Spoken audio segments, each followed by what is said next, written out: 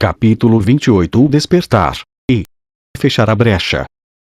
Não existe tempo, lugar ou estado dos quais Deus esteja ausente. Não existe nada a ser temido. Não existe nenhuma forma na qual se possa conceber uma brecha na integridade que lhe é própria. A transigência que é a menos importante e a menor das brechas representaria no seu amor eterno é completamente impossível. Pois isso significaria que o seu amor seria capaz de abrigar a mais leve sugestão de ódio, que a sua gentileza pudesse em algum momento se transformar em ataque e que a sua paciência eterna pudesse às vezes falhar. Acreditas em tudo isso sempre que percebes uma brecha entre tu e o teu irmão. Como poderias então confiar nele? Pois assim ele não pode deixar de decepcionar em seu amor. Portanto, é preciso que estejas alerta. Não permitas que ele chegue perto demais e deixe uma brecha entre tu e o seu amor, através da qual possas escapar se houver necessidade de fugir. Aqui se vê com a maior clareza o medo de Deus. Pois o amor é traiçoeiro para aqueles que têm medo, uma vez que o medo e o ódio não podem nunca estar à parte. Ninguém que tenha ódio deixa de ter medo do amor e, por conseguinte, tem que ter medo de Deus. É certo que ele não sabe o que o amor significa. Ele teme amar e ama odiar, e assim pensa que o amor é amedrontador, que o ódio é amor. Essa é a consequência que a pequena brecha necessariamente traz àqueles que a apreciam e acham que ela é a sua salvação e a sua esperança. O medo de Deus. O maior obstáculo que a paz tem que atravessar ainda não se foi. O resto é passado, mas esse ainda permanece para bloquear a tua estrada e fazer o caminho para a luz parecer escuro e amedrontador, perigoso e desolado. Decidiste que teu irmão é o teu inimigo. Às vezes um amigo, talvez, contanto que os vossos interesses separados façam com que a vossa amizade seja possível por um pequeno período de tempo. Mas não sem uma brecha, que é percebida entre tu e ele, porque ele pode se tornar de novo um inimigo. Deixaste que ele viesse para perto de ti, deste um pulo para trás. Assim que tu te aproximaste, ele instantaneamente recuou. Uma amizade cautelosa, em escala limitada e cuidadosamente restrita em quantidade, veio a ser o tratado que fizeste com ele. Assim tu e teu irmão apenas compartilharam um pacto definido, no qual uma cláusula de separação foi o ponto que ambos concordaram em manter intacto. E a violação dessa cláusula era vista como um rompimento do tratado que não seria permitido. A brecha entre tu e teu irmão não diz respeito ao espaço entre dois corpos separados. E isso apenas parece estar dividindo as vossas mentes separadas. É o símbolo de uma promessa feita para que vos encontreis quando for preferível para ti vos separeis até que seja vossa escolha encontrar-vos outra vez. E então os vossos corpos parecem entrar em contato e através disso dar significado a um ponto de encontro para a união. Mas é sempre possível para ti e para ele tomar os vossos caminhos diferentes. Com a condição do direito da separação, tu e ele concordareis em um encontro de vez em quando e manter-vos-eis à parte um do outro nos intervalos de separação que, de fato, te protege do sacrifício do amor. O corpo te salva, pois ele foge do sacrifício total e te dá tempo de construir outra vez o teu ser separado, o qual acreditas verdadeiramente que diminui à medida em que tu e teu irmão vos encontrais. O corpo não poderia separar a tua mente da mente do teu irmão, exceto se quisesses que ele fosse causa de separação e de distanciamento entre tu e ele. Assim lhe atribuís um poder que não está nele. E aí está o poder que o corpo tem sobre ti. Pois agora pensas que é ele que determina quando tu e teu irmão vos encontrais e que ele limita a tua capacidade de comungar mentalmente com teu irmão. E agora ele te diz aonde ir e como chegar lá, o que é viável para empreenderes, e o que não és capaz de fazer. Ele dita o que a sua saúde é capaz de tolerar e o que irá cansá-lo e fazê-lo adoecer. E as suas fraquezas inerentes estabelecem os limites do que queres fazer e mantém o teu propósito limitado e fraco. O corpo acomodar-se-á a isso, se quiseres que seja assim. ele permitirá apenas indulgências limitadas ao amor, com intervalos de ódio entre eles. E ele comandará quando amar e quando deverás retrair-te com mais segurança para o medo. Ele ficará doente porque tu não sabes que o amor significa. E assim tens que usar equivocadamente cada circunstância e cada pessoa que encontras e ver nelas um propósito que não é o teu. Não é o amor que pede sacrifício, mas é o medo que exige o sacrifício do amor, pois na presença do amor o medo não pode habitar. Pois para que o ódio seja mantido, o amor tem que ser temido, tem que estar presente apenas algumas vezes, outras vezes deve desaparecer. Assim o amor é visto como traiçoeiro porque ele parece ir e vir de forma incerta, sem te oferecer nenhuma estabilidade. Não vês como é limitada e fraca a tua aliança, e com que frequência exigiste que o amor fosse embora e te deixasse serenamente só, em paz. O corpo, inocente de qualquer meta que seja, é a tua desculpa para as várias metas que mantens e forças o corpo a manter. Não temes a sua fraqueza, mas a sua falta de força ou fraqueza. Queres ter o conhecimento de que nada se interpõe entre tu e teu irmão.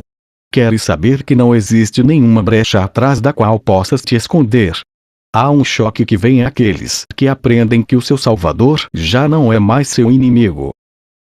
Há um estado de alerta que surge com o aprendizado de que o corpo não é real. Existem implicações que parecem ser feitas de medo em torno da mensagem feliz: Deus é amor. Entretanto, tudo o que acontece quando a brecha se vai é a paz eterna. Nada mais do que isso e nada menos. Sem o medo de Deus, o que poderia te induzir a abandoná-lo? Que brinquedos ou truques poderiam existir na brecha capazes de te afastar por um instante do seu amor? Permitirias que o corpo dissesse não ao chamado do céu, caso não tivesses medo de encontrar a perda do teu ser ao achar Deus? Entretanto, é possível que o teu ser se perca por se achar? A vinda do hóspede. Porque não perceberias como liberação do sofrimento o fato de aprenderes que tu és livre? Porque não aclamarias a verdade ao invés de olhá-la como um inimigo? Porque um atalho fácil, traçado com tanta clareza, que é impossível perder o caminho, parece espinhoso, duro e por demais difícil para que tu o sigas. Não será porque o vês como a estrada para o inferno, em vez de olhares para ele como um caminho simples, sem sacrifício e sem qualquer perda para que te encontres no céu e em Deus. Até que te des conta de que não desistes de nada, até que compreendas que não existe perda alguma, terás alguns arrependimentos acerca do caminho que escolheste. E não verás os muitos ganhos que a tua escolha te ofereceu. Entretanto, embora tu não os vejas, eles estão presentes.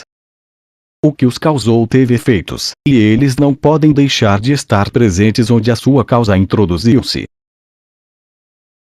Aceitaste a causa da cura e, portanto, necessariamente estás curado. E estando curado, o poder de curar também tem que ser teu agora. O milagre não é uma coisa separada que acontece repentinamente, como um efeito sem uma causa. Em si mesmo, ele também não é uma causa. Mas onde está a sua causa, ele tem que estar. Nesse momento, ele já foi causado, embora ainda não seja percebido. E os seus efeitos estão presentes, embora ainda não sejam vistos. Olha para dentro agora e não contemplarás uma razão para o arrependimento, mas causa para regozijar-te, de fato, em contentamento e para teres esperança de paz. Tem sido desesperador tentar achar a esperança da paz em um campo de batalha. Tem sido fútil pedir para escapar do pecado e da dor aquilo que foi feito para servir a função de reter o pecado e a dor. Pois a dor e o pecado são uma única ilusão, assim como o ódio e o medo, o ataque e a culpa são um só. Aonde eles não têm causa, os seus efeitos desaparecem e o amor necessariamente vem a qualquer lugar onde eles não estão. Porque não estás te regozijando? Estás livre da dor e da doença, da miséria e da perda, e de todos os efeitos do ódio e do ataque.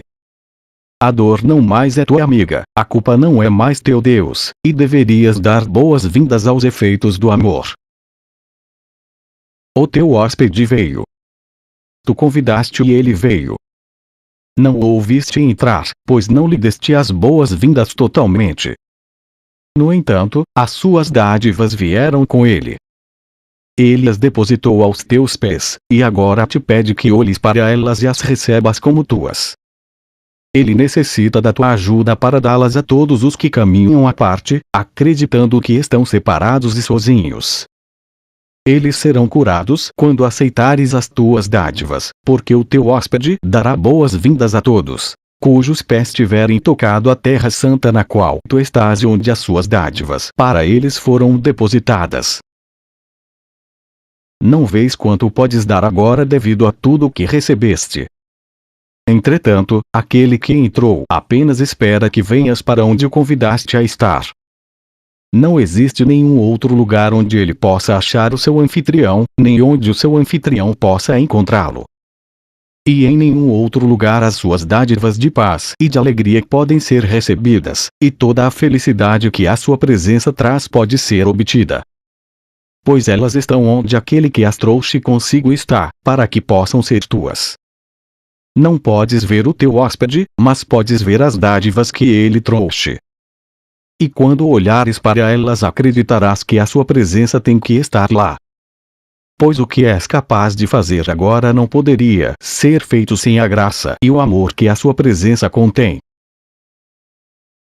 Tal é a promessa do Deus vivo, que o seu Filho tenha vida e tudo o que vive seja parte dele e nenhuma outra coisa tenha vida. Aquilo a que deste vida não está vivo, e simboliza apenas o teu desejo de estar vivo à parte da vida, vivo na morte, com a morte percebida como vida, e o viver como morte. Aqui, confusão decorre de confusão, pois esse mundo se baseia na confusão e nada mais existe em que possa se basear. A sua base não muda, embora pareça estar em mudança constante. No entanto, o que é isso senão o que a confusão realmente significa? A estabilidade para aqueles que estão confusos não tem significado, e o deslocamento e a mudança vêm a ser a lei segundo a qual eles qualificam suas vidas. O corpo não muda. Ele representa o sonho maio de que a mudança é possível. Mudar é atingir um estado que não é como aquele no qual te achavas antes. Não há mudança na imortalidade e o céu não a conhece. No entanto, aqui na Terra ela tem um propósito duplo, pois pode ser feita para ensinar coisas opostas. E refletem o professor que está ensinando-as. O corpo pode parecer mudar com o tempo, com a doença ou com a saúde, e com eventos que parecem alterá-lo. Entretanto, isso significa apenas que a mente não mudou no que diz respeito à sua crença quanto ao propósito do corpo. A doença é uma exigência de que o corpo seja alguma coisa que ele não é. Como o corpo não é nada, ou nada é a garantia de que ele não pode ser doente. Na tua exigência de que ele seja mais do que isso está a ideia da doença. Pois ela pede que Deus seja menos do que tudo o que ele realmente é. Então o que vem a ser de ti, já que a ti que o sacrifício é pedido? Pois a Deus é dito que uma parte sua não mais lhe pertence.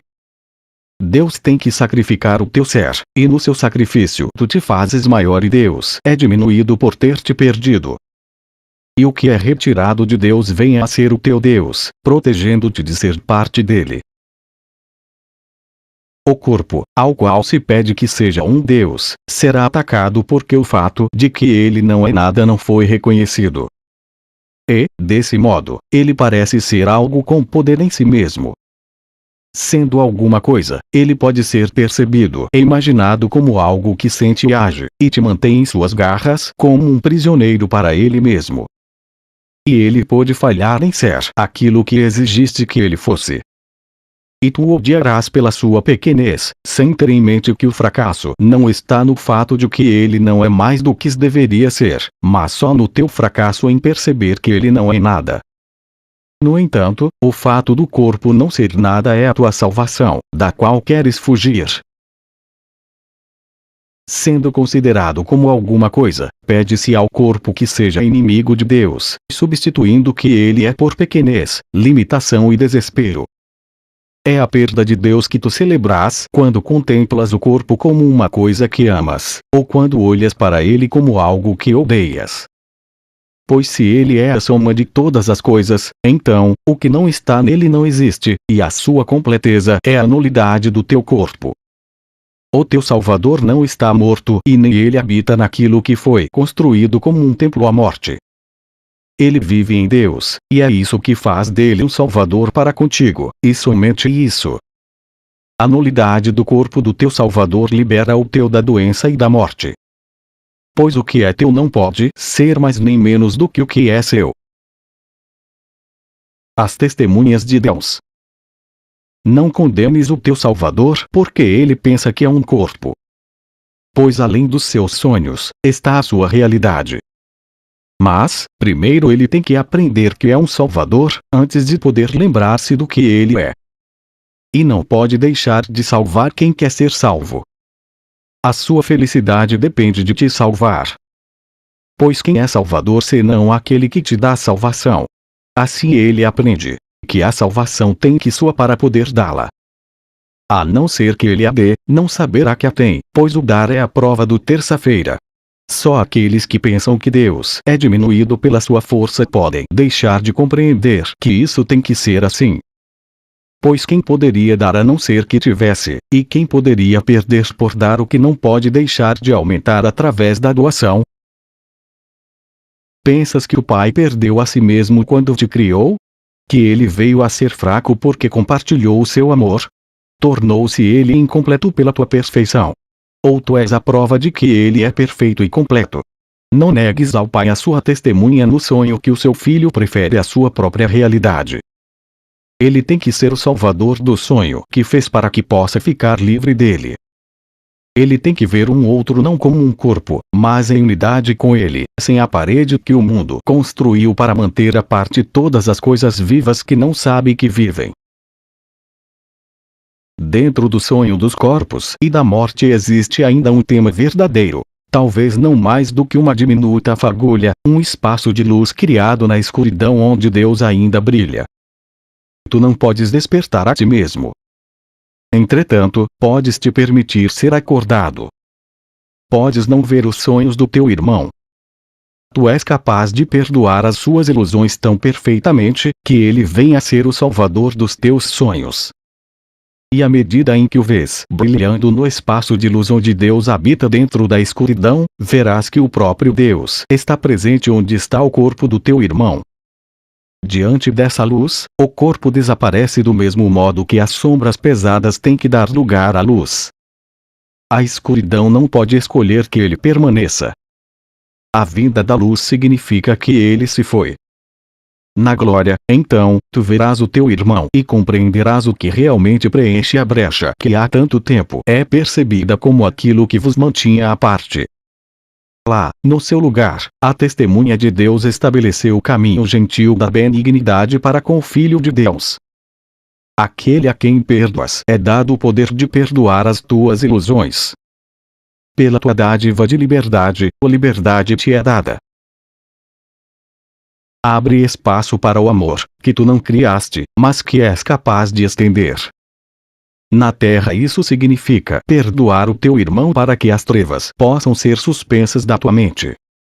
Quando a luz tiver vindo a ele através do teu perdão, ele não se esquecerá do próprio Salvador, deixando sem salvação. Pois foi na tua face que ele viu a luz que quer manter perto de si à medida em que caminha através da escuridão para a luz que dura para sempre. Quão santo és tu, a ponto do Filho de Deus poder ser o teu Salvador em meio a sonhos de desolação e desastre. Vê como ele vem ansioso e dá um passo ao lado, saindo das pesadas sombras que o tem escondido e deixa a sua luz brilhar sobre ti com gratidão e com amor. Ele é ele próprio, mas não sozinho. E assim como o seu Pai não perdeu parte dele na tua criação, assim também a luz nele é ainda mais brilhante porque tu lhe deste a tua luz para salvá-lo do escuro.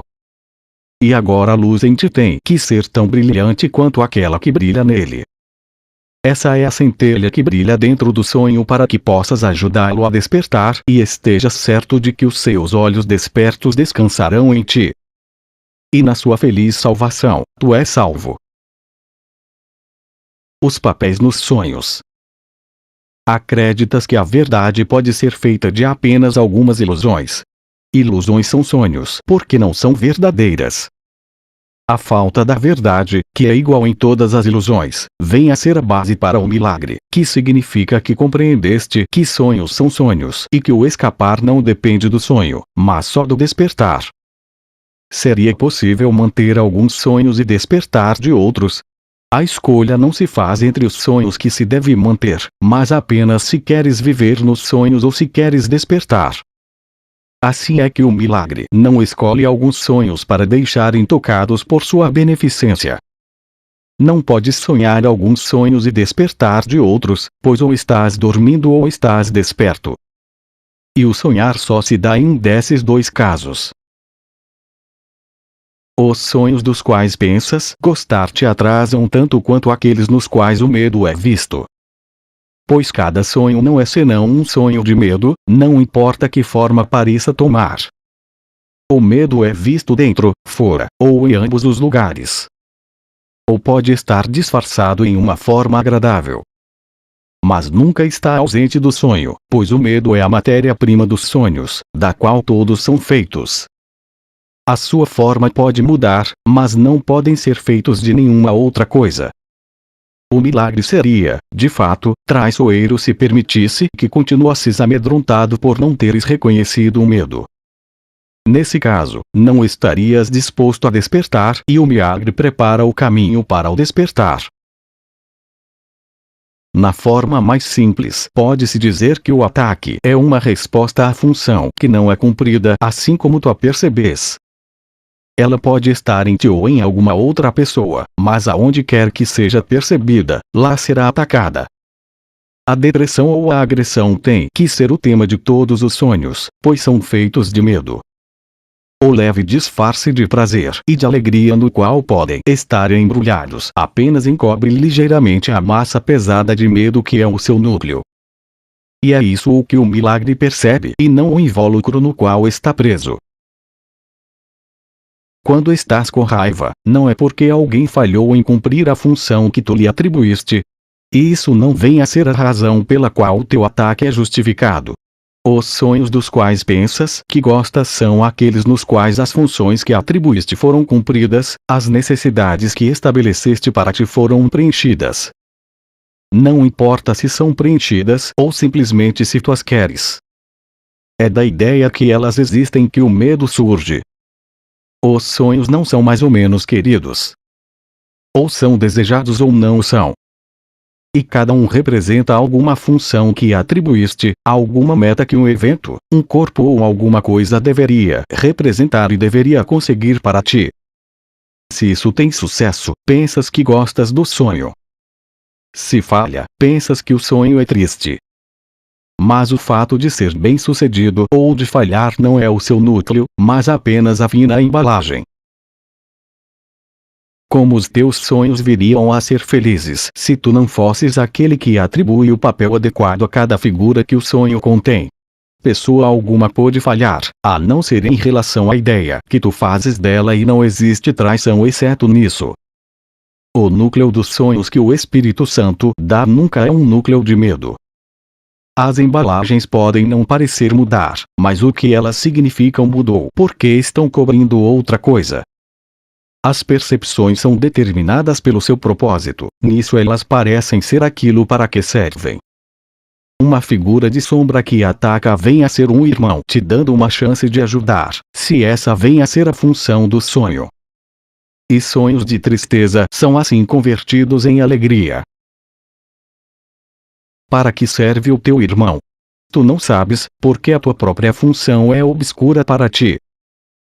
Não atribuas a ele um papel que imagines que vá te trazer felicidade. E não tentes feri-lo quando ele falha em aceitar o papel que lhe atribuíste naquilo que sonhas que a tua vida deveria ser. Ele pede ajuda em cada sonho que tem e tu tens a ajuda para lhe dar se vires a função do sonho como o Espírito Santo a percebe, ele, que pode utilizar todos os sonhos como meios de servir a função que lhe é dada. Porque ele ama o sonhador, não o sonho. Cada sonho vem a ser uma oferta de amor. Pois no centro do sonho está o seu amor por ti, que ilumina qualquer forma que o sonho possa tomar com amor. A morada imutável. Existe um lugar em ti onde todo esse mundo foi esquecido, onde nenhuma memória de pecado e nenhuma ilusão ainda paira.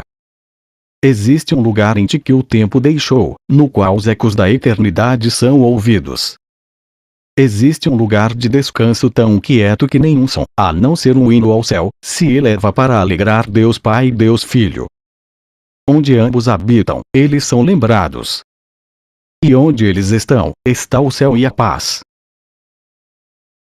Não penses que és capaz de mudar a sua morada. Pois a tua identidade habita neles, e onde eles estão tu tens que estar para sempre. A imutabilidade do céu está em ti, tão profundamente interiorizada que tudo nesse mundo apenas passa ao largo, despercebido e sem ser visto.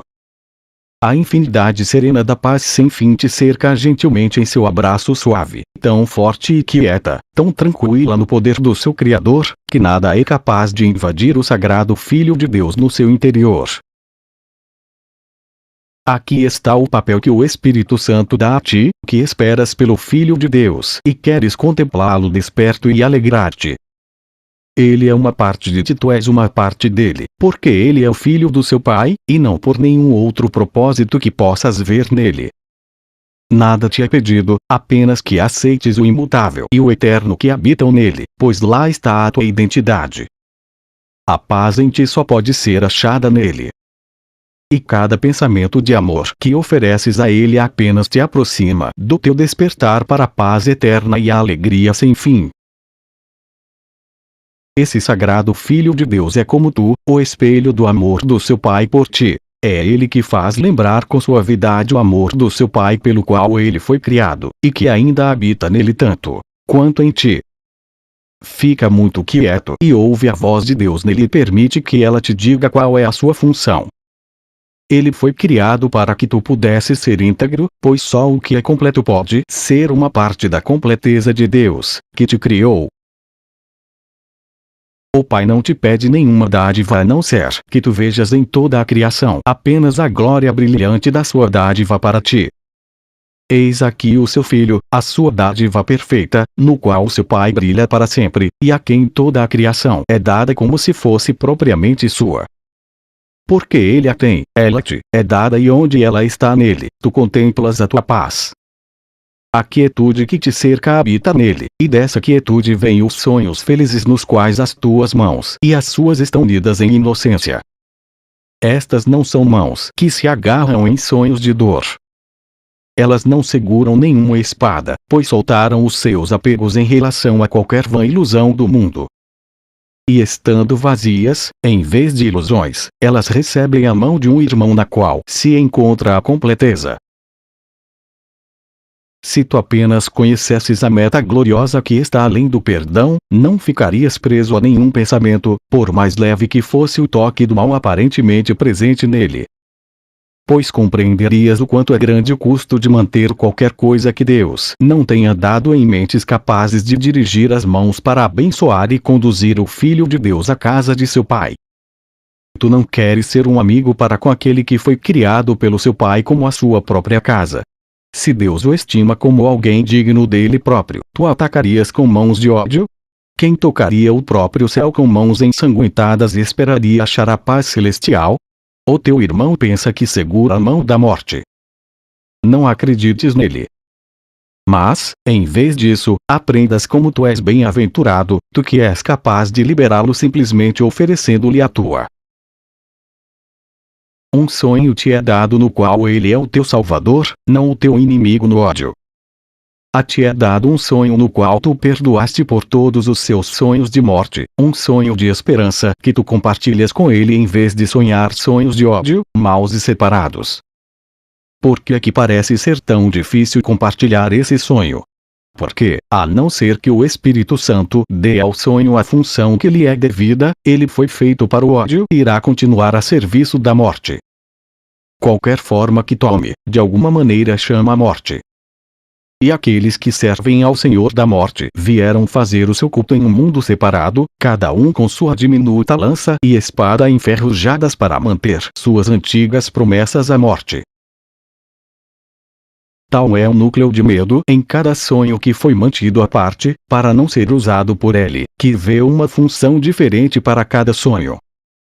Quando os sonhos são compartilhados, perdem função de ataque e separação, muito embora tenha sido para isso que todos os sonhos foram feitos. Entretanto, nada no mundo dos sonhos permanece sem a esperança de mudança e melhora, pois não é aqui que se acha a imutabilidade. Que possamos ficar de fato contentes que seja assim, e não busquemos o eterno nesse mundo.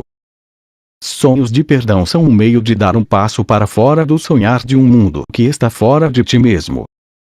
E conduzem finalmente para o que está além de todos os sonhos, a paz da vida que dura para sempre. O perdão e o fim do tempo. Em que medida estás disposto a perdoar o teu irmão? Em que medida desejas a paz, ao invés da batalha, da miséria e da dor sem fim? Essas questões são a mesma, em formas diferentes. O perdão é a tua paz, pois dentro dele está o fim da separação e do sonho de perigo e destruição, pecado e morte, de loucura e de assassinato, pesar e perda. Esse é o sacrifício que a salvação pede e alegremente oferece a paz em lugar disso. Não jures morrer, tu, o Filho Santo de Deus. Tu fizeste uma barganha que não podes manter. O Filho da vida não pode ser morto. Ele é imortal como o seu Pai. O que ele é não pode ser mudado. Ele é a única coisa em todo o universo que tem que ser una. O que parece ser eterno, tudo isso terá um fim. As estrelas desaparecerão e a noite e o dia não mais existirão. Todas as coisas que vêm e vão, as marés, as estações e as vidas dos homens, todas as coisas que mudam com o tempo, que florescem e murcham, não retornarão. Onde o tempo estabeleceu um fim, não é onde o eterno pode ser encontrado. O Filho de Deus nunca pode mudar em função daquilo que os homens fizeram dele. Ele será o mesmo, ontem e hoje, pois o tempo não designou o seu destino, nem estabeleceu a hora do seu nascimento e da sua morte. O perdão não mudará. Entretanto, o tempo aguarda o perdão para que as coisas do tempo possam desaparecer, porque não têm nenhuma utilidade. Nada sobrevive a seu propósito. Se algo é concebido para morrer, então, necessariamente morrerá, a não ser que não tome esse propósito como seu. A mudança é a única coisa que pode vir a ser uma bênção aqui, onde o propósito não é fixo, por mais imutável que pareça ser. Não penses que podes estabelecer uma meta que não é como o propósito de Deus para ti, e estabelecê-la como imutável e eterna. Tu podes dar a ti mesmo um propósito que não tens. Mas não podes remover o poder de mudar a tua mente e ver nela outro propósito. A mudança é a maior das dádivas que Deus deu a tudo que tu queres fazer com que seja eterno, para assegurar que só o céu não passará. Tu não nasceste para morrer. Não podes mudar porque a tua função foi fixada por Deus. Todas as outras metas são estabelecidas no tempo e mudam de forma que o tempo possa ser preservado, com exceção de uma. O perdão não tem por objetivo preservar o tempo, mas fazer com que ele termine quando não tiver mais utilidade. Fim do seu propósito, ele desaparecerá. E onde ele antes tinha aparente trânsito, restaurou-se agora a função que Deus estabeleceu para o seu Filho em plena consciência. O tempo não pode estabelecer um fim para sua realização, nem para sua imutabilidade. A morte não mais existirá, porque os vivos compartilham a função que o seu Criador lhes deu. A função da vida não pode ser morrer.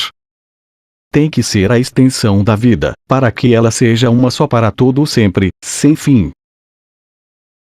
Esse mundo atará os teus pés e as tuas mãos e matará o teu corpo só, se pensares que ele foi feito para crucificar o Filho de Deus. Pois embora ele tenha sido um sonho de morte, não precisas deixar que represente isso para ti. Permite que isso seja mudado e nada no mundo deixará de ser mudado também. pois tudo aqui é definido apenas pelo propósito que tu vês nas coisas. Como é belo o mundo cujo propósito é o perdão do Filho de Deus! Como é livre do medo, como é cheio de bênçãos e felicidade! E que coisa alegre é habitar por um breve momento em um lugar tão feliz! Nem se deve esquecer, em tal mundo, que o momento é breve até que a intemporalidade venha a inquietude tomar o lugar do tempo. Não busques fora de ti mesmo. Não busques fora de ti mesmo. Pois o teu intento falhará e tu chorarás a cada vez que um ídolo cair por terra. O céu não pode ser achado onde ele não está e não pode existir paz a não ser no céu. Cada ídolo que cultuas quando Deus chama, nunca te responderá em seu lugar. Não existe nenhuma outra resposta que possa substituir pela de Deus e na qual possas achar a felicidade que a sua resposta traz. Não busques fora de ti. Pois toda a tua dor simplesmente vem de uma busca fútil pelo que queres, insistindo quanto ao lugar aonde tem que ser achado. E se não estiver ali? Preferes estar certo ou ser feliz? Fica contente por ter sido dito a ti onde habita a felicidade e não busques mais em outra parte. Tu falharás. Mas te é dado conhecer a verdade e não buscá-la fora de ti mesmo.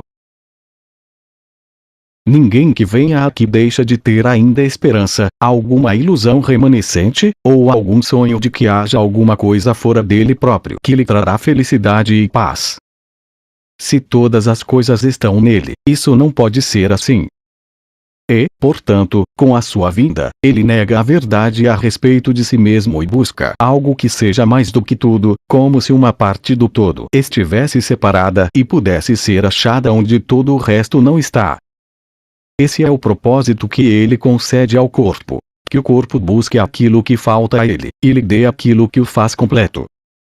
E assim ele vaga, sem objetivos, em busca de alguma coisa que não pode achar, acreditando que ele é o que não é.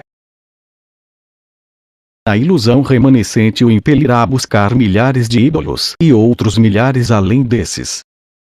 E cada um falhará, todos, exceto um. Pois ele morrerá sem compreender que o ídolo que ele busca é apenas a sua própria morte. A forma da morte aparenta estar fora dele. Entretanto, de fato, ele busca matar o Filho de Deus no interior de si mesmo e provar que é vitorioso sobre ele.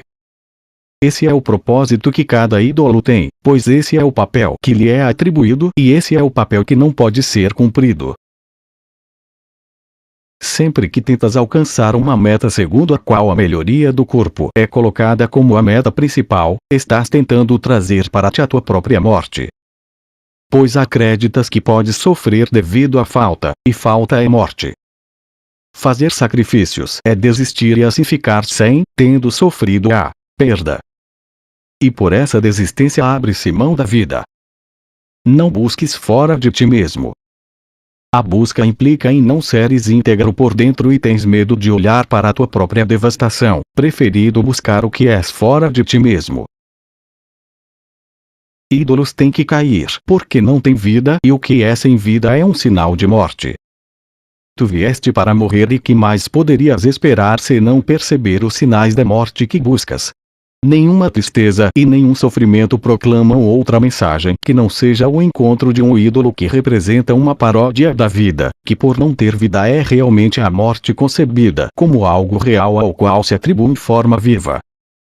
Contudo, cada um desses ídolos tem que falhar, desmoronar e se deteriorar, porque uma forma de morte não pode ser vida e o que é sacrificado não pode ser íntegro. Todos os ídolos desse mundo foram feitos para manter a verdade dentro de ti afastada do teu conhecimento, e para manter a aliança com o sonho, segundo o qual tens que achar o que está fora de ti mesmo para seres completo e feliz. É em vão que se cultua ídolos esperando achar a paz. Deus habita dentro de ti e a tua completeza está nele. Nenhum ídolo toma o seu lugar. Não olhes para ídolos.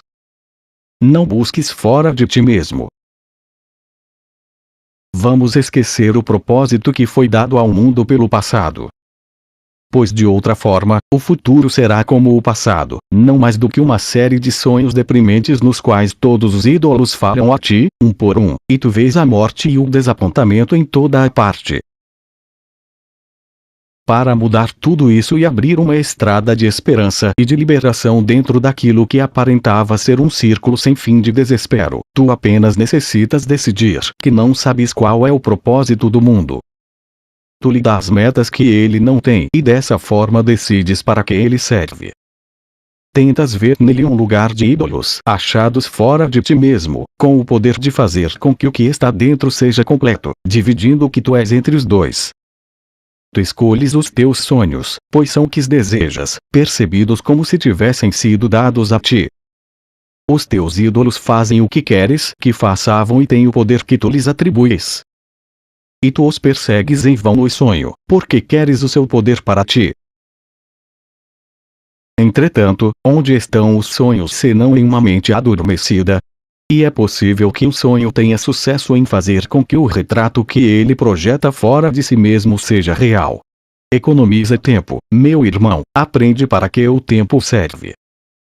E apressa o fim dos ídolos em um mundo que se fez triste e doente por ver ídolos. A tua mente santa é um altar a Deus, e aonde ele está nenhum ídolo pode habitar. O medo de Deus não é senão o medo da perda dos ídolos. Não é um medo da perda da tua realidade. Mas tu fizeste da tua realidade um ídolo, o qual tens que proteger contra a luz da verdade. E todo mundo vem a ser o meio pelo qual esse ídolo pode ser salvo. Desse modo, a salvação parece ameaçar a vida e oferecer a morte. Não é assim. A salvação busca provar que a morte não existe e que só a vida existe. O sacrifício da morte não é nenhuma perda. Um ídolo não pode tomar o lugar de Deus. Permite que ele te lembre do seu amor por ti e não busques afogar a voz de Deus em cantos de profundo desespero para ídolos de ti mesmo. Não busques fora do teu Pai a tua esperança. Pois a esperança da felicidade não é desespero. O anticristo. O que é um ídolo? Tu pensas que sabes? Pois ídolos não são reconhecidos como tais e nunca são vistos pelo que realmente são. Esse é o único poder que tem. O seu propósito é obscuro, e são temidos e adorados, porque tu não sabes para que servem e nem por que foram feitos. Um ídolo é uma imagem do teu irmão que valorizas mais do que o que ele é. Ídolos são feitos para que o teu irmão possa ser substituído, seja qual for a forma que tomem. E é isso que não é nunca percebido e reconhecido. Seja ele um corpo ou uma coisa, um lugar, uma situação ou uma circunstância, um objeto possuído ou desejado, ou um direito exigido ou conseguido, é a mesma coisa. Não deixes que a forma dos ídolos te engane. Eles são apenas substitutos para a tua realidade. De algum modo, tu acreditas que completarão o teu pequeno ser, dando-te segurança em um mundo percebido como perigoso, com forças concentradas contra a tua confiança e a paz da tua mente. Eles têm o poder de suprir o que te falta e acrescentar o valor que tu não tens. Ninguém acredita em ídolos sem se ter escravizado à pequenez e à perda. E assim, precisa buscar a força além de seu pequeno ser para levantar a cabeça e se colocar à parte de toda a miséria que o mundo reflete. Essa é a penalidade por não olhares para dentro em busca da certeza e da calma serena que te libera do mundo, e permite que tu te coloques à parte, em quietude e em paz. Um ídolo é uma falsa impressão, ou uma falsa crença. Alguma forma de anticristo, que constitui uma brecha entre o Cristo e o que tu vês. Um ídolo é um desejo, que se faz tangível e ao qual é dado uma forma, e assim ele é percebido como real e visto fora da mente. Entretanto, ele ainda é um pensamento e não pode deixar a mente que é a sua fonte. Também a sua forma não está a parte da ideia que ele representa. Todas as formas do anticristo se opõem a Cristo.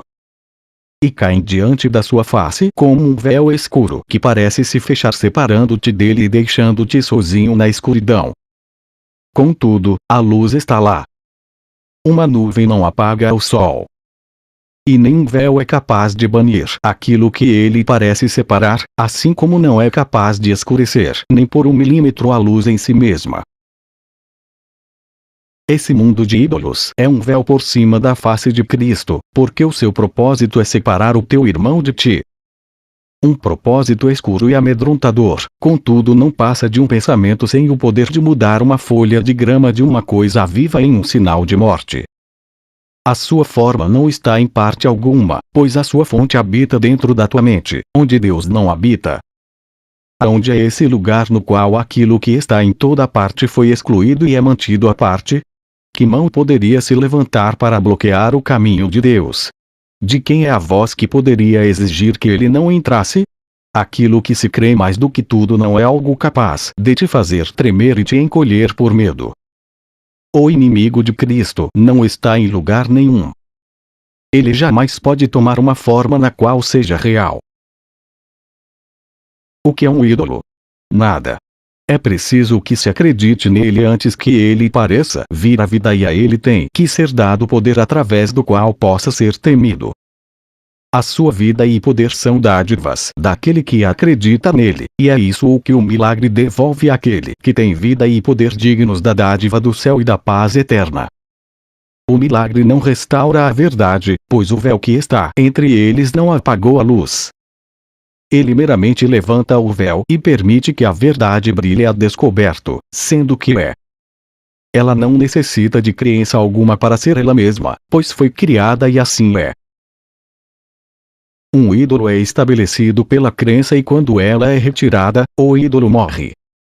Isso é o anticristo. A estranha ideia de que há um poder além da onipotência, um lugar além do infinito, um tempo que transcende o eterno. Aqui o mundo dos ídolos foi estabelecido pela ideia de que foi dada uma forma a esse poder, a esse lugar e a esse tempo, e eles moldam um mundo onde o impossível aconteceu. Aqui, o que não morre vem para morrer, o que tudo abrange vem a sofrer perda, o que é sem tempo vem para se fazer escravo do tempo. Aqui o imutável muda. A paz de Deus, para sempre dada a todas as coisas vivas, dá lugar ao caos. E o Filho de Deus, tão perfeito, sem pecado e amoroso como seu Pai, vem para odiar por um breve momento, para sofrer dor e finalmente morrer. Onde está um ídolo? Em parte alguma. É possível haver uma brecha no que é infinito, um lugar onde o tempo é capaz de interromper a eternidade. Um lugar de escuridão estabelecido onde tudo é luz, uma alcova sombria separada do que não tem fim, não tem lugar para ser. Um ídolo está além do lugar onde Deus estabeleceu todas as coisas para sempre, sem deixar espaço para nada exceto a sua vontade. Um ídolo tem que ser nada e tem que estar em lugar nenhum, pois Deus é tudo que está em toda parte. Que propósito tem um ídolo, então? Para que ele serve? Essa é a única questão que tem muitas respostas, cada uma delas dependendo da pessoa a quem a questão é colocada. O mundo acredita em ídolos. Ninguém vem a ele a menos que os adore, e ainda tente buscar um ídolo que possa lhe oferecer uma dádiva que a realidade não contenha. Cada idólatra ancora sua esperança na crença em que suas divindades especiais lhe darão mais do que os outros homens possuem. Tem que ser mais. Não importa realmente mais de que, se é mais beleza, mais inteligência, mais riqueza, ou até mesmo mais aflição e mais dor. Mas um ídolo é para se ter mais de alguma coisa. E quando um falha, outro toma o seu lugar, com a esperança de achar mais de alguma outra coisa. Não te enganes com as formas que essa alguma coisa toma. Um ídolo é um meio de se conseguir mais. E é isso que vai contra a vontade de Deus. Deus não tem muitos filhos, apenas um. Quem pode ter mais e a quem pode ser dado menos? No céu o Filho de Deus apenas riria, se ídolos pudessem interferir com a sua paz. É por ele que o Espírito Santo fala e te diz que ídolos não têm propósito algum aqui. Pois mais do que o céu, tu nunca podes terça-feira. Se o céu está dentro de ti, por que irias buscar ídolos que fariam do céu menos do que ele é, para dar-te mais do que Deus deu ao teu irmão e a ti, que és um com ele? Deus te deu tudo que existe. E para estar certo de que não o perderias, ele deu também o mesmo a cada coisa viva. E assim cada coisa viva é uma parte de ti, assim como dele. Nenhum ídolo pode fazer com que sejas mais do que Deus. Mas nunca ficarás satisfeito em ser menos. O sonho que perdoa. O escravo de ídolos é um escravo voluntário. Pois ele tem que estar disposto a se inclinar em adoração diante do que não tem vida e a buscar poder no que não tem poder. O que aconteceu ao Santo Filho de Deus para que esse pudesse ser o seu desejo, para que ele se deixasse cair e descer ainda mais baixo do que as pedras do chão e ficasse procurando ídolos para que eles o levantem? Ouve, então, a tua história no sonho que fizeste e pergunta a ti mesmo se não é verdade que acreditas que isso não é um sonho. Um sonho de julgamento entrou na mente que Deus criou tão perfeita quanto ele próprio. E nesse sonho, o céu virou um inferno, e fez-se de Deus um inimigo para com seu filho. Como pôde o Filho de Deus despertar do sonho? É um sonho de julgamento. Assim é preciso que ele não julgue e despertará. Pois o sonho parecerá durar enquanto ele faz parte do sonho. Não julgues, pois aquele que julga terá necessidade de ídolos que arcarão com julgamento, impedindo que o mesmo caia sobre ele. E assim também não poderá conhecer o ser que ele condenou. Não julgues, porque fazes de ti mesmo uma parte dos sonhos maus, onde ídolos são a tua verdadeira identidade e a tua salvação do julgamento é colocada sobre ti no terror e na culpa. Todas as figuras no sonho são ídolos, feitos para salvar-te do sonho. Contudo, eles foram feitos para salvar-te exatamente daquilo de que fazem parte. Assim é que o ídolo mantém o sonho vivo e terrível, pois quem poderia desejar a não ser que estivesse no terror e no desespero? E isso o ídolo representa, e assim a idolatria dos ídolos é a idolatria do desespero e do terror, e do sonho do qual eles vêm. O julgamento é uma injustiça para com o Filho de Deus, e é justiça o fato de que aquele que o julga não escapará da penalidade que infligiu a si próprio dentro do sonho que fez. Deus sabe da justiça, não da penalidade. Mas no sonho do julgamento tu atacas e és condenado, e desejas ser o escravo de ídolos, que se interpõem entre o teu julgamento e a penalidade que ele traz. Não pode haver salvação no sonho enquanto está sonhando. Pois os ídolos têm que fazer parte dele, para salvar-te daquilo que tu acreditas que realizaste e fizeste para fazer de ti mesmo um pecador, apagando a luz dentro de ti. Pequena criança, a luz está aqui. Tu estás apenas sonhando e os ídolos são brinquedos com os quais sonhas que estás brincando. Quem tem necessidade de brinquedos a não ser as crianças? Elas fingem que governam o mundo e dão aos seus brinquedos o poder de se locomoverem, de falarem e de pensarem, de serem e de falarem por elas. Entretanto, tudo aquilo que os seus brinquedos aparentemente fazem está nas mentes das crianças que com eles brincam. Mas elas anseiam por esquecer que elas próprias inventaram o sonho no qual os seus brinquedos são reais, e não reconhecem que os desejos que eles têm são os seus próprios. Pesadelos são sonhos de crianças. Os brinquedos se voltaram contra a criança que pensou tê-los feito reais. No entanto, é possível um sonho atacar? Ou é possível um brinquedo crescer e tornar-se perigoso, ameaçador e selvagem? Nisso a criança acredita, porque tem medo de seus pensamentos e os atribui aos brinquedos em vez de a si mesma. A realidade deles vem a ser a sua realidade, porque parecem salvá-la de seus pensamentos.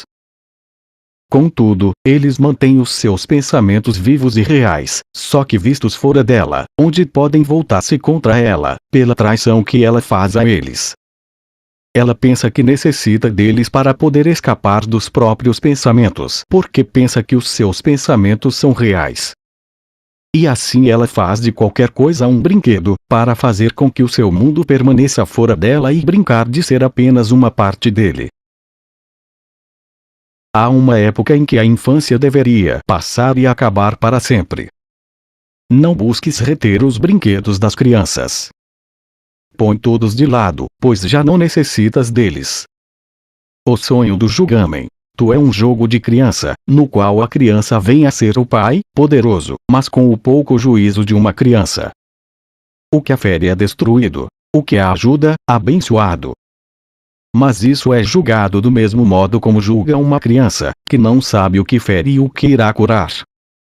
E coisas ruins parecem acontecer, e ela tem medo de todo o caos em um mundo que pensa que é governado pelas leis que ela mesma fez. No entanto, o mundo real não é afetado pelo mundo que ela pensa que é real. Tampouco as suas leis foram mudadas porque ela não as compreende. O mundo real ainda é apenas um sonho. Mas as figuras mudaram. Elas não são vistas como ídolos que traem. É um sonho no qual ninguém é usado para substituir alguma outra coisa, nem interposto entre os pensamentos que a mente concebe e aquilo que ela vê. Ninguém é usado como algo que não é, pois as coisas infantis foram todas postas de lado. E o que uma vez foi um sonho de julgamento, agora mudou e veio a ser um sonho no qual tudo é alegria, porque esse é o propósito que ele tem. Só sonhos que perdoam podem entrar aqui, pois o tempo está quase no fim. E as formas que entram nos sonhos são agora percebidas como irmãos, não em julgamento, mas em amor. Sonhos de perdão têm pouca necessidade de durar. Eles não são feitos para separar a mente daquilo que ela pensa. Eles não buscam provar que o sonho está sendo sonhado por alguma outra pessoa. E nestes sonhos ouve-se uma melodia que todos lembram, embora não a tenham ouvido desde antes do início dos tempos. O perdão, uma vez completo, traz a intemporalidade para tão perto que a canção do céu pode ser ouvida, não com os ouvidos, mas com a santidade que nunca deixou o altar, que habita para sempre profundamente dentro do Filho de Deus. E quando ele ouve essa canção outra vez, sabe que nunca deixou de ouvi-la. E onde está o tempo, quando os sonhos de julgamento foram postos de lado? Sempre que sentires medo, sob qualquer forma, e tu estás amedrontado, se não sentes um profundo contentamento, uma certeza de seres ajudado, uma calma segurança de que o céu vai contigo, estejas certo de que fizeste um ídolo e acreditas que ele vai trair-te. Pois, por trás da tua esperança de que ele vá salvar-te, estão a culpa e a dor da autotraição e da incerteza, tão profundas e amargas que o sonho não é capaz de ocultar completamente todo o teu sentimento de perdição. A tua autotraição tem que resultar em medo, pois o medo é julgamento, levando com certeza à busca frenética de ídolos e da morte. Sonhos que perdoam lembram a ti de que vives em segurança e que não atacaste a ti mesmo. Assim dissipam-se os teus terrores infantis e os sonhos vêm a ser um sinal de que fizeste um novo começo, não uma outra tentativa de adorar ídolos e manter o ataque. Sonhos que perdoam são benignos para com todas as pessoas que figuram no sonho. E assim trazem ao sonhador liberação plena dos sonhos de medo. Ele não tem medo do próprio julgamento, pois não julgou ninguém nem buscou se liberar, através do julgamento, daquilo que o julgamento necessariamente impõe. E durante todo o tempo ele está se lembrando do que esqueceu, enquanto o julgamento parecia ser o caminho para salvá-lo da penalidade de julgar.